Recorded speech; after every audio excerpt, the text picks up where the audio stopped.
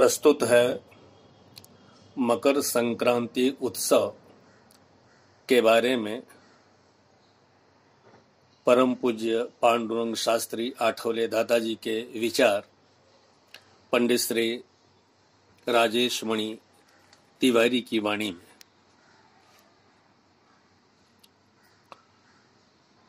वसुदेवसुतं देवं कंसचाणूरमर्दनं देवकी परमानन्दं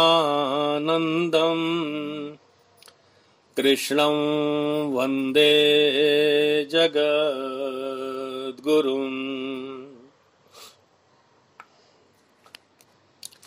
संक्रांति का उत्सव निसर्ग का उत्सव है।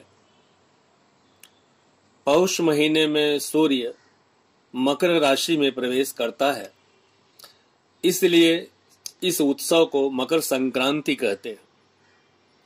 इस दिन सूर्य पृथ्वी की परिक्रमा करने की दिशा बदलता है, थोड़ा उत्तर की ओर ढलता जाता है, इसलिए इस काल को उत्तरायण भी कहते हैं। सूर्य के संक्रमण के साथ साथ जीवन का भी संक्रमण जुड़ा हुआ है। इस दृष्टि से इस उत्सव का सांस्कृतिक दृष्टि से भी अनोखा महत्व है। तमसो मां ज्योतिर्गमय, अंधकार में से प्रकाश की ओर प्रयाण करने की वैदिक ऋषियों की प्रार्थना इस दिन के संकल्पित प्रयत्नों की परंपरा से साकार होना संभव है। कर्मयोगी सूर्य अपने क्षणिक प्रमाद को झटक कर अंधकार पर आक्रमण करने का इस दिन दृढ़ संकल्प करता है। इसी दिन से अंधकार धीरे धीरे घटता जाता है। अच्छे काम करने के शुभ दिनों का प्रारंभ होता है। धार्मिक हिंदू कामना करते हैं कि मकर संक्रांति के बाद ही अपनी मृत्यु हो। यमराज को मृत्यु को उत्तरायण का प्रारंभ होने तक रोकने वाले इच्छामणि भीष्म पितामह इस बात के ज्वलंत उदाहरण हैं।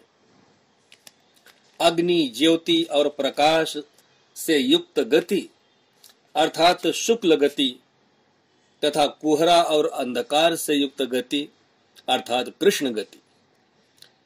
इस दृष्टि से देखें तो उत्तरायण में मृत्यु की आकांक्षा यानी तेजस्वी और प्रकाशमय मृत्यु की आकांक्षा है। कोहरे जैसा काला और अंधकार जैसा डरावना जीवन मानव को निकृष्ट मृत्यु की ओर खींच कर ले जाता है। मकर संक्रांति यानी प्रकाश के अंधकार पर विजय। मानव का जीवन भी प्रकाश और अंधकार से घिरा हुआ है। उसके जीवन का वस्त्र काले और सफेद तंतुओं से बुना हुआ है। मकर संक्रांति के दिन मानव को भी संक्रमण करने का शुभ संकल्प करना है। मानव जीवन में व्याप्त ज्ञान, संदेह, अंधश्रद्धा, जड़ता, कुसंस्कार आदि अंधकार के द्योतक हैं। मानव को अज्ञान को ज्ञान से, झूठे संदेह को विज्ञान से, अंधश्रद्धा को सम्यक श्रद्धा से, जड़ता को चेतना से और कुसंस्कारों को संस्कार सर्जन द्वारा दूर हटाना है। यही उसके जीवन की सच्ची संक्रांति कहलाएगी। संक्रांति यानी सम्यक क्रांति। क्रांति में केवल परिस्थिति परिवर्तन की आकांक्षा होती है, जबकि संक्रांति में सम्यक परिस्थिति स्थापन करने की अभिलाषा होती है। इसके लिए केवल संदर्भ ही नहीं अपितु मानव मन के संकल्पों को भी बदलना होगा। यह कार्य विचार क्रांति से ही संभव है। क्रांति में हिंसा को महत्व होता है, परंतु संक्रांति में समझदारी का प्राधान्य होता है। अहिंसा का विधायक अर्थ प्रेम करना। यह संक्रांति में तो क्षण क्षण में तथा कण कण में प्रवाहित होता हुआ दिखाई देता है। संक्रांति का अर्थ मस्तक काटना नहीं, अपितु मस्तक में स्थित विचारों को बदलना है, और यही सच्ची विजय है। संक्रांति यानी संग क्रांति। इस दिन से मानव को संग मुक्त होने का संकल्प करना चाहिए। काम, क्रोध, लोभ, मोह, मद, मत्सर आदि विकारों के परिणामों से अधिक मुक्त रहने का प्रयत्न करना चाहिए। संग मुक्ति से शनै शनै हमें मुक्त संग बनना चाहिए, अर्थात मुक्त जीवन के लोगों का संग करना चाहिए। ऐसे जीवन मुक्त लोग ही हमारी क्रांति को योग्य राह, दिशा तथा मार्गदर्शन दे सकते हैं। संक्रांति अर्थात संघ क्रांति। किसी भी महान कार्य में संगठन की आवश्यकता होती है। संघे शक्ति कलो युगे। संघ में विशिष्ट शक्ति निर्माण होती है। इस विशाल विश्व में कोई भी काम करने के लिए अकेला मनुष्य अपूर्ण है, उसकी शक्ति की मर्यादा होती है। संघ में विशिष्ट प्रकार की शक्तियां विपुल मात्रा में इकट्ठी होती हैं और वे किसी भी कार्य को सहज संभव बना देते हैं। परंतु यह बात नहीं भूलनी चाहिए कि इस संघ निष्ठा की नींव में अटूट ज्वलंत प्रभु निष्ठा होनी चाहिए। इस उत्सव के निमित्त स्नेही जनों के पास जाना होता है। उनको तिल का लड्डू देकर पुराने मतभेदों को नष्ट करना होता है। मन के झगड़े फसादों को दूर हटाकर स्नेह की पुनः प्रतिष्ठा करनी होती है। महाराष्ट्र में तो यह उत्सव अति प्रचलित है। लोग एक दूसरे को तिल गुड़ देते हैं और देते समय कहते हैं तिल गुड़ घ्या आणि गोड गोड बोला, अर्थात तिल गुड़ लो और मीठा बोलो। हमारे यहाँ आज भी ब्राह्मण के घर जाकर लड्डू देने की प्रथा है। इसके पीछे एक अनोखा भाव निहित है।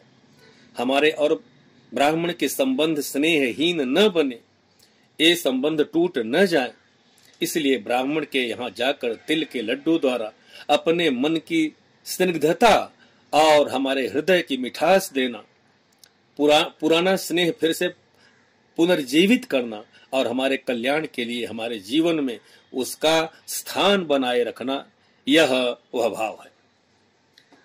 तिल के लड्डू में सुवर्ण रखकर देने की प्रथा थी, जो गुप्त दान की महिमा समझाती है। सांस्कृतिक कार्य करने वाले तेजस्वी ब्राह्मण का जीवन यापन समाज को गुप्त रीत से चलाना चाहिए। यह महत्वपूर्ण बात इस प्रथा में निहित है। तिल के लड्डू में जो घी होता है वह पुष्टिदायक है। सांस्कृतिक कार्य का क्रांतिवीर पुष्ट मन बुद्धि का होना चाहिए। प्रभु कार्य का व्रत असिधारा व्रत के समान कठिन व्रत है। उसमें दुर्बल, शिथिल मन तथा अस्थिर बुद्धि के लोगों का काम नहीं है। आज हम तिल के लड्डू के पीछे निहित इस भाव को भूलकर केवल छिलके की पूजा करते हैं। इस उत्सव में तिल के लड्डू को महत्व प्राप्त हुआ, इसका एक नैसर्गिक कारण भी है। प्रकृति ऋतु के अनुसार फल और वनस्पति देती है। जिस ऋतु में जिस प्रकार के रोग होने की संभावना होती है, उस ऋतु में उसके अनुसार औषधि, वनस्पति, फल आदि का निर्माण प्रकृति करती है। जाड़े के मौसम में सख्त ठंड में शरीर के सभी अंग सिकुड़ जाते हैं। रक्त का अभिसरण मंद होने की संभावना होती है। रक्त वाहिनियां शीत के प्रभाव में आ जाती हैं।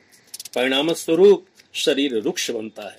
ऐसे समय शरीर को स्निग्धता की आवश्यकता होती है और तिल में यह स्निग्धता का गुण है। आयुर्वेद की दृष्टि से तिल इस ऋतु में आदर्श पौष्टिक खुराक की आवश्यकता को पूर्ण करता है। खेत में से ताजे तिल की फसल घर आई हो, तब वृक्ष बने इस शरीर के लिए इससे अधिक योग्य औषधि दूसरी कौन सी हो सकती है। इस दिन पतंग उड़ाने की प्रथा का भी प्रारंभ हुआ। जिसके पीछे विशिष्ट अर्थ निहित है। सामान्यतः पतंग उड़ाने के लिए खुले मैदान में या किसी घर की छत पर जाना पड़ता है और शीत के दिनों में इस प्रकार सहज रूप से सूर्य स्नान होता है। तात्विक दृष्टि से देखें तो हमारे जीवन की पतंग भी इस विश्व के पीछे स्थित अदृश्य शक्ति किसी अज्ञात छत पर खड़ी होकर उड़ाती है। संक्रांति के दिन जिस प्रकार आकाश में लाल पीले नीले रंग की पतंगें उड़ती हुई दिखाई देती हैं, उसी प्रकार इस विश्व के विशाल आकाश में सत्ताधीश, धनवान, विद्वान आदि अनेक प्रकार की पतंगें उड़ती हैं। पतंग की हस्ती और मस्ती तब तक बनी रहती है जब तक उसकी डोर सूत्रधार के हाथ में होती है। सूत्रधार के हाथ से छूटी हुई पतंग वृक्ष की डाली पर, बिजली के तार पर या किसी पैखाने की टांकी पर फटी हुई और विकृत दशा में पड़ी हुई देखने को मिलती है। भगवान के हाथ से छूटी हुई मानव पतंग भी अल्प ही दिनों में रंग उड़ गई हुई, फीकी व अस्वस्थ दिखाई देती है। संक्षेप में, इस पर्व के निमित्त सूर्य का प्रकाश, तिल गुड़ की स्निग्धता व मिठास और पतंग का उसके सूत्रधार के प्रति विश्वास हमारे जीवन में साकार हो, तभी हमारे जीवन में योग्य संक्रमण हुआ है, ऐसा माना जाएगा।